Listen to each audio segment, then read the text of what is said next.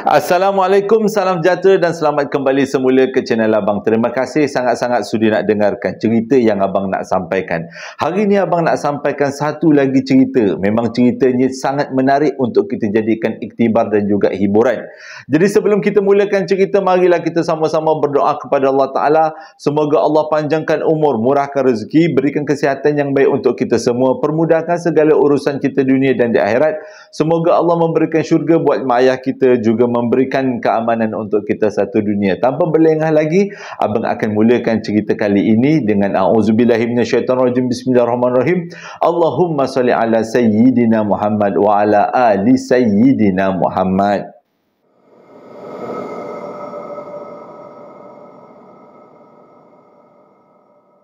Cerita kali ini disampaikan oleh Aina, berlaku pada tahun 2002 dekat negeri Perak, dan dia sampaikan cerita ini kepada Abang melalui panggilan telefon.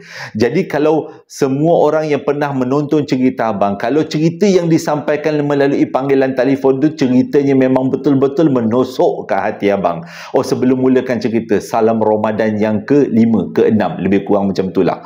Ceritanya bermula, bapa kepada Aina ni sebenarnya seorang polis hutan yang sangat komited dengan kerjanya, sampaikan kalau ada benda-benda yang memerlukan dia cuti, dia sanggup tak nak cuti, melainkan kalau ada kematian.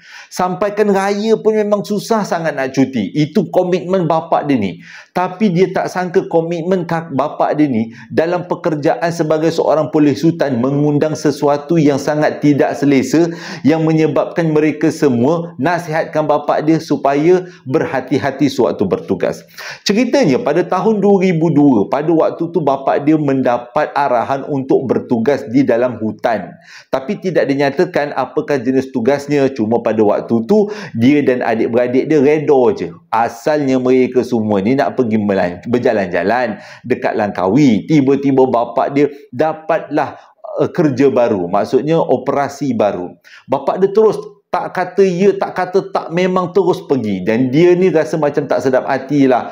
Disebabkan bapa dia pergi operasi, mak dia minta lah kalau percutian ni dibatalkan. Jadi kita pergi lain kali lah. Merajuk hatilah adik-beradik. Aina dan adik-beradiknya merajuk hati. Jadi bapa dia ni bertugas selama 3 hari. Dan 3 hari tu memakan masa start daripada Jumaat, Sabtu dan Ahad. Memang langsung tak boleh nak pergi bercuti. Selepas hari Ahad tu, bapa dia pun baliklah ke rumah macam biasa. Kat sinilah mulanya ceritanya semuanya. Bila bapa dia balik rumah, bapa dia dah mula pelik. Pertama tu, bapa dia jarang bercakap. Selalunya bapa dia lah yang paling sangat gembira lah dengan anak-anak. Bermesra dengan anak-anak tu memang bapa dia punya perangai lah. Tapi sejak balik daripada operasi tu, bapa dia jadi pendiam. Jadi tak banyak cakap. Mula-mula mereka ingatkan bapa dia penat. Selepas 2-3 hari tetap juga bapa dia tak bercakap-cakap. Macam ada sesuatu yang tak kena. Disebabkan benda yang pelik macam ni, Aina pun tanyalah dengan mak dia. Kalau mak dia tahu tentang sesuatu yang terjadi pada bapa dia. Rupanya selama 3 hari kejadian selepas bapa dia balik daripada operasi, mak dia menyaksikan sesuatu yang sangat pelik yang terjadi pada bapa dia. Pada yang pertama, cerita yang pertama, waktu balik sejurus selepas bapa dia balik daripada operasi tu, malam tu bapa dia tidur dengan mak dia. Memang betul lah tidur dengan mak dia. Tak akan tidur dengan orang lain pula kan. Jadi mak dia kata pada malam tu bapa dia seolah-olah bermimpi bercakap dalam satu bahasa yang dia tak faham. Bila dah jadi macam tu, si emak ni tadi pergilah kejutkan bapa dia. Takut-takut bapa dia mengigau jadi benda lain pula. Tapi lepas bapa dia terjaga, mak dia tanya, "Bang, kenapa bang? Abang bercakap benda yang bukan-bukan ni. Bahasa yang saya tak faham. Macam bahasa-bahasa alien." Bapa dia cakap dia tak tahu apa-apa. Dia pun tak ada mimpi apa-apa. Dia rasa macam tiba-tiba awak kejutkan dia, isterinya kejutkan dia, dan dia terus bangun. Macam tu je. Itu kejadian pertama mak dia cerita. Kejadian kedua, pada waktu tu mak dia tengah mandi kat bilik air. Jadi dia dengar daripada luar bilik air, bapa dia tengah bercakap-cakap. Ingatkan bapa dia bercakap dengan telefon. Pada waktu tu kan telefon bimbit baru-baru muncul kat Malaysia ni kan. Jadi diingatkan bapa dia bercakap dengan telefon. punyalah beria bapak dia cakap macam bercakap betul-betul dengan orang. Dan sekali mak dia keluar daripada bilik air, rupanya bapak dia bercakap dengan dinding. Bapak dia menghadap dinding dan bapak dia bercakap. Lepas dengar dua cerita daripada mak dia ni, Aina jadi rasa macam kita kena panggil bomoh mak. Maksudnya kita kena panggil orang alim mak. Kalau tak dipanggil orang alim, bapak ni jadi makin mengarut. Jadi pada satu hari tu Aina pun bercakaplah dengan bapak dia yang dia nak bawa bapak dia pergi berubat. Jadi gaduh benda tu. Sebab bapak dia kata, aku tak sakit. Selepas Aina beritahu dua peristiwa yang mak dia alami, tetap juga bapak dia kata, mak kau tu yang berangan, yang suka mengada-ngadakan cerita. Aku sihat walafiat. Disebabkan bapak dia perangai seolah-olah mengelak daripada benda-benda, mengelak daripada bercerita benda yang betul. Jadi Aina lagilah rasa macam betul lah bapak dia ni ada benda yang tak kena. Sebagai seorang anak sulung, dia perlu bertanggungjawab sebab mak dia dah rasa tak sedap hati, mak dia dah rasa gundah gulana. Jadi kehidupan mereka dalam masa seminggu tu penuh dengan perasaan curiga dengan bapak dia ni. Pada satu hari tu, waktu tu Aina baru balik daripada keluar lah. Dia pergi belanja-belanja, balik pula waktu maghrib. Waktu tu 3-4 hari daripada kejadian yang dia bergaduh nak bawa pergi bomoh tu. Jadi waktu tu Aina pun balik naik kereta daripada kedai sampai rumah lebih kurang waktu maghrib. Jadi bila sampai rumah waktu maghrib, mereka semua semayanglah dulu. Lepas semayang selalunya akan ada acara makan malam sama-sama. Pada waktu tu bapak dia memang nampak macam normal-normal je. Tengah-tengah diorang makan selepas-lepas maghrib tu, Aina, adik-beradik dia dan juga mak dia, dipanggillah bapak dia supaya makan sama-sama. Tapi bapak dia mengelak tak nak makan. Bapak dia kata dah kenyang. Padahal pada waktu tu mengikut kata mak dia, bapak dia memang tak makan apa-apa daripada tengah hari. Dia makan sarapan je. Lepas tu dia dah tak makan apa-apa lagi. Lupa abang nak cerita. Bapak dia sejak balik daripada operasi, dalam masa seminggu tu bapak dia ambil cuti. Tak ada ujung, tak ada pangkal, tiba-tiba je cuti. Jadi bapak dia memang sentiasa ada kat rumah. Waktu dia orang tengah makan-makan tu, bergurau-gurau senda sambil bercerita-cerita tentang bapak dia ni. Masing-masing anak-anak meluahkan perasaan yang risau dengan keadaan si bapak ni tadi. Jadi tengah-tengah dia orang makan tu, tiba-tiba dapur tu bergelap. Tiba-tiba je gelap macam tu je. Jadi semua orang jadi gelabah lah. Kenapa lah tiba-tiba gelap? Sebabnya di kawasan ruang tamu dan juga ruang-ruang lain lampu masih lagi menyala. Tapi kenapa kawasan dapur boleh jadi tiba-tiba gelap? Rupanya bapak dia yang duduk dekat kawasan lampu, dia yang tutup lampu. Seolah-olah macam nak bergurau dengan anak. Jadi si emak ni tadi tanyalah, bang, kenapa abang buat macam ni? Bang, kita orang tengah makan, tak nampak lauk ni kan? Nanti makan benda yang lain. Lebih baik daripada abang main lampu tu, baik kita makan dengan kita orang sekali. Dia cakap apa? Tak nak makan. Lepas tu bapak dia menyalakan lampu. Bila bapak dia nyalakan lampu, Aina dengan adik-beradik dah buat muka dah. Adik dia ada yang buat muka marah. Tapi Aina lebih kepada buat muka pelik. Sebabnya bapak dia tak pernah perangai macam tu. Tengah-tengah makan tu, bapak dia tak beralih tau daripada tepi suis tu. Diam je dia duduk kat situ. Walaupun tadi dah kena tegur dengan mak supaya jangan tutup lampu lagi. Tengah-tengah dia makan untuk kali kedua, tiba-tiba bapak dia buat perangai sekali lagi, tapi kali ini lebih ekstrim. Dia nyalakan, dia tutup, dia nyalakan, dia tutup. Banyak kali lampu dapur tuk tak tuk tak tuk. Jadi disebabkan tu lampu dapur jadi macam lampu disco lah, nyala hitam macam tu. Menyebabkan si Aina, dia ni sebagai anak sulung kan, jadi dia macam ada sedikit power lah. Bukan dia kata power, dia ni rapat dengan bapak dia. Jadi dia pun marahlah dengan bapak dia. Ayah, janganlah buat macam ni, kita orang nak makan, jangan buat perangai macam ni. Bila macam tu je bapak dia terus tutup lampu, terus keluar daripada kawasan dapur, pergi masuk dekat bilik. Dan Aina pun bangun nak nyalakan lampu. Bila cuba nyalakan lampu dah tak boleh nyala. Dengan kata lain, dengan lampu terbakar. Malam tu diorang pun gunakan lampu bilik air dan juga lampu kawasan sekitar untuk terus makan dan kemas meja. Pada malam tu semua orang rasa pelik, kenapa bapak dia perangai macam tu. Tapi bagi Aina itu adalah sesuatu yang perlu diambil perhatian. Bapak dia dah pelik dah. Jadi diorang pun semua masuk tidur lah. Malam tu, tengah-tengah malam, lebih kurang pukul 2 ke pukul 3 pagi. Memang menjadi kebiasaan Aina akan terbangun. Sebab Aina kata badan dia agak sedikit berisi. Jadi bila malam-malam tu dia senang rasa panas. Jadi dia keluarlah daripada bilik, nak pergi dapur untuk minum lah. Jadi waktu dia buka pintu bilik air, pintu peti ais tu, dia tak perasan bapak dia ada dekat dapur tau pada waktu tu. Dia pun buka pintu bilik peti ais, dia pun minum, lepas tu dia tutuplah balik pintu bilik air. Salah, pintu peti ais. Lepas dia tutup tu, dia dengar daripada bawah meja macam ada benda bergerak. Dia ingatkan cicak ke lipas ke. Tapi bila fikir-fikir, kan mana ada cicak dengan lipas bergerak sampai boleh tergerak ke kerusi yang ada di kawasan meja makan tu. Jadi untuk pastikan apa yang ada di bawah meja tu, si Aina pun duduklah, tengoklah kat bawah. Rupanya bapak dia duduk dekat dalam tu, bawah meja tu, duduk mencangkung seolah-olah macam nak tunggu, nak terekam. Aina bila tengok muka bapak dia bengis macam tu, dia kata waktu tu muka bapak dia memang bukan muka bapak dia, memang bengis gila. Dia dengan dia lah menjerit. Bila dia menjerit, mak dia keluar daripada bilik, tanya kenapa, apa yang terjadi. Aina cakap bapak dekat bawah meja.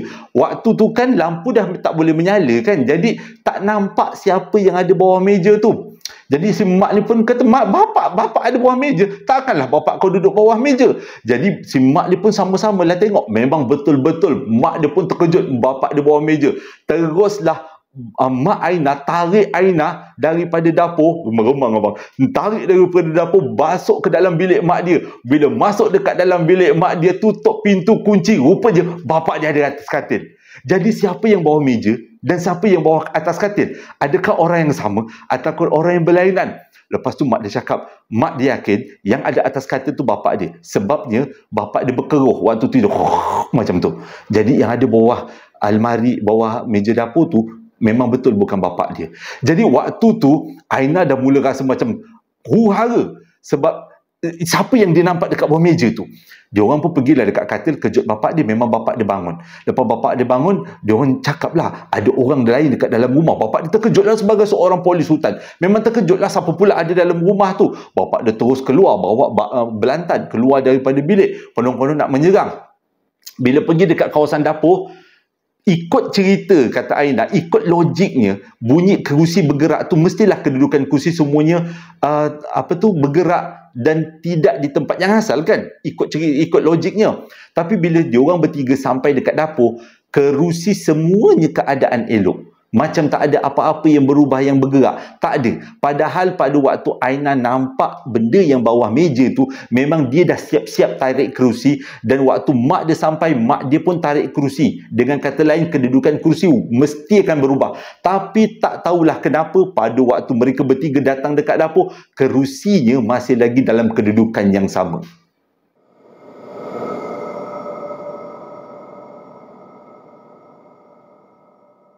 Jadi bila dekat dapur tu dah dipastikan memang tak ada orang, bapak dia marahlah pada mak dia dan juga pada Aina. Waktu tu Aina terus menangis. Dia cerita dia terus menangis. Dia memang perasaan dia kecewa, perasaan dia takut dan perasaan dia marah. Ada tiga-tiga perasaan tu pada waktu yang sama. Dia marah pada bapak dia dan tuduh bapak dia. Ni bapak dia punya pasal lah ni. Orang nak ajak pergi berubat tak nak, berubat tak nak. Jadi bapak dia bila tengok anak sulung dia menangis macam tu, bapak dia cakap bolehlah nanti kalau kita pergi berubat, kita cari orang yang elok-elok sikit nak berubat. Sekarang ni bapak dia kata banyak orang yang berubat yang bukan-bukan.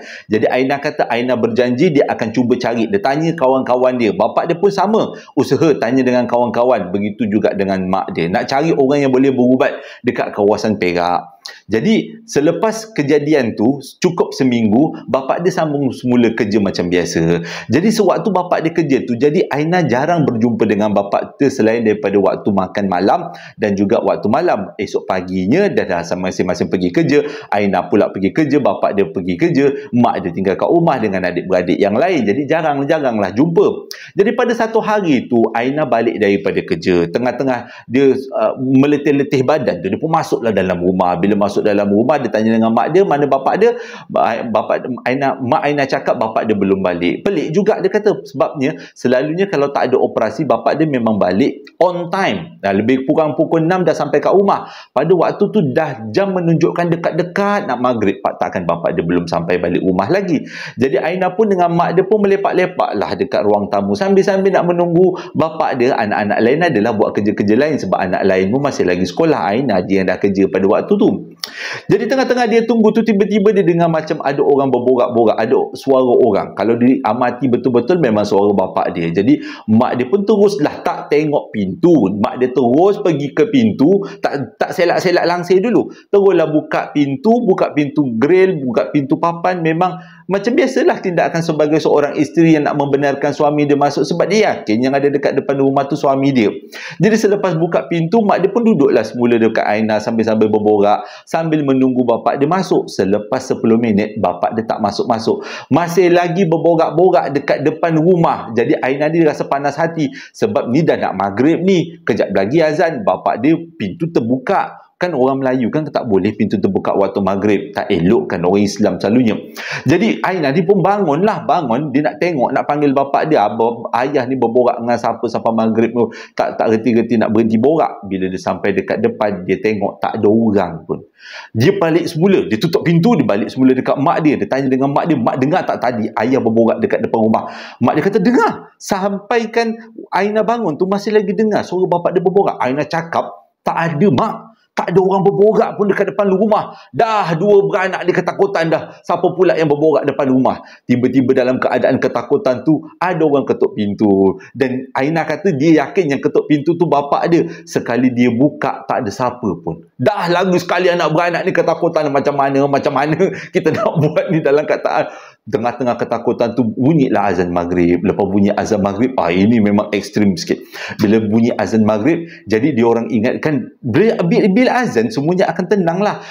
Tengah-tengah diorang ni antara berani dengan tak berani, duk jengah-jengah dekat luar tingkap, takut bapak dia ke, bukan bapak dia ke, nak pastikan ada tak bapak dia balik. Tengah-tengah keadaan macam tu, tiba-tiba dengarlah dekat kawasan dapur macam ada orang, bunyi macam ada orang basuh pinggan. Jadi si emak ni ingatkan salah seorang daripada adik Aina yang basuh pinggan. Sebab adik Aina ni masih lagi kecil-kecil, kalau basuh pinggan memang bahaya, boleh pecahkan kaca kebanyakan budak-budak kan. Jadi mak dia ni bila dengar basuh pinggan, mak dia pun berlarilah ke dapur. Bila sampai kat dapur, mak dia punyalah menjerit, menyebabkan Aina ni yang daripada tadi dah dapat semangat semula, nak rasa berani, rasa kecut balik. Tapi disebabkan mak dia dah menjerit, dia pun ke dapur lah, dia tengoklah apa yang berlaku. Bila sampai kat dapur, Aina dengan mak dia betul-betul terkejut. Sebab apa yang terjadi dekat dapur tu memang di luar daripada jangkaan. Nak tahu tak apa sebenarnya mereka nampak? Mereka nampak si ayah tengah basuh pinggan. Macam mana ayah dia boleh masuk? Adakah itu ayah dia? Jadi dua beranak ni duduklah dekat belakang ayah dia. Dia dah tergamam. Kata Aina dia tak tahu nak cakap apa, dia tak tahu nak buat reaksi apa.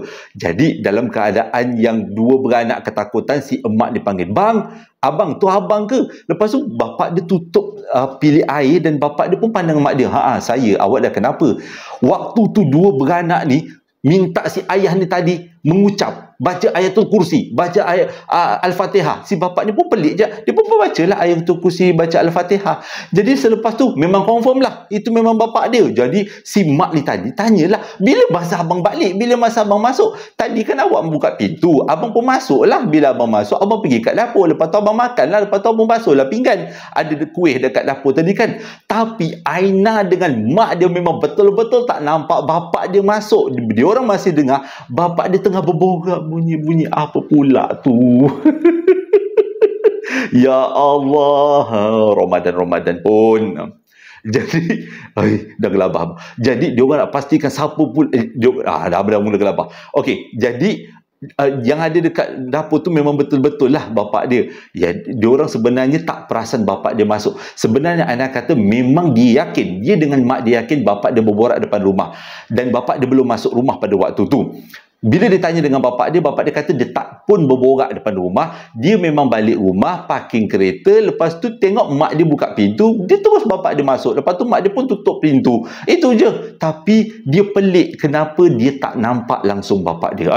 Keadaan jadi semakin ronceng macam ni. Jadi carilah, dan waktu ni memang dah cari betul lah orang yang boleh mengubat. Akhirnya berjumpalah dengan orang yang boleh mengubat. Jadi orang tu pun datang rumah. Bila dia datang rumah, benda yang dia cakap apa?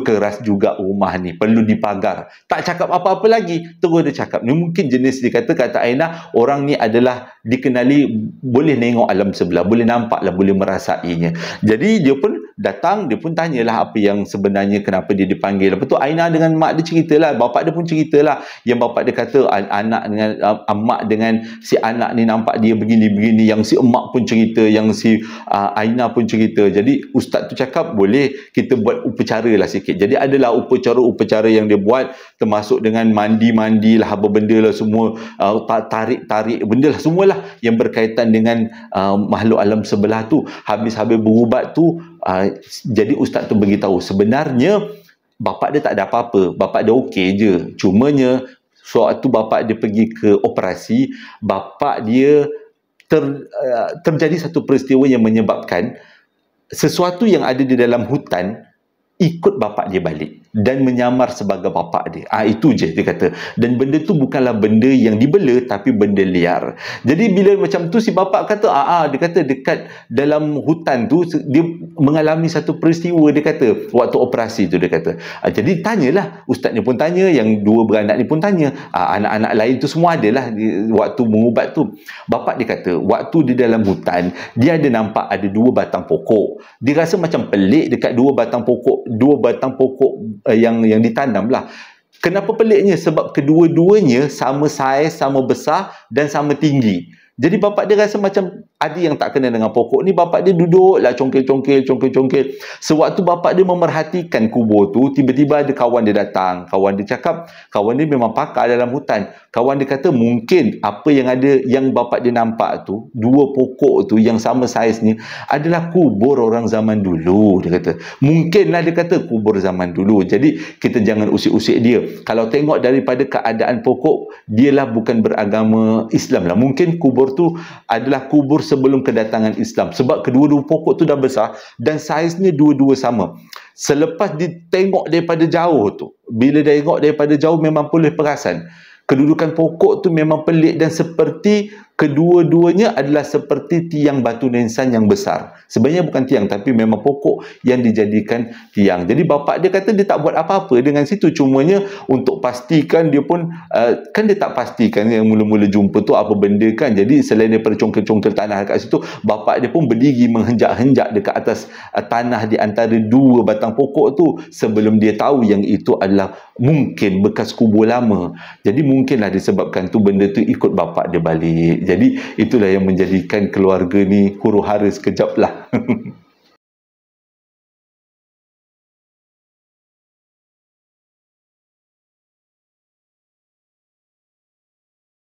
Terima kasih sangat-sangat sudah dengarkan cerita yang abang sampaikan. Abang minta maaf sangat-sangat kalau sewaktu bercerita abang diganggu. Memang abang agak gelabah sikit sebabnya walaupun bulan Ramadan kan. Jadi terima kasih sangat-sangat sudah dengarkan cerita abang. Sampai ke hari ini tak ada ucapan. Tak ada orang nak minta abang bagi ucapan. Nanti abang, kalau ada nanti abang bagi agak ucapan. Jadi pada yang nak dapatkan sambal lara perapan sate, dua-dua ni ada promosi. Sambal lara daripada 29, daripada satu paket 14 ringgit, 3 paket jadi RM30. Boleh tekan beg kuning dan juga Shopee, link Shopee yang abang sediakan. Bagi perapan sate pula ada promosi daripada 29 turun ke RM19. Dah tak banyak lagi. Nanti bolehlah dapatkan buat-buat teman waktu sahur-sahur dan berbuka di bulan Ramadan. Hingga berjumpa lagi dalam 2 hari akan datang. Assalamualaikum warahmatullahi wabarakatuh.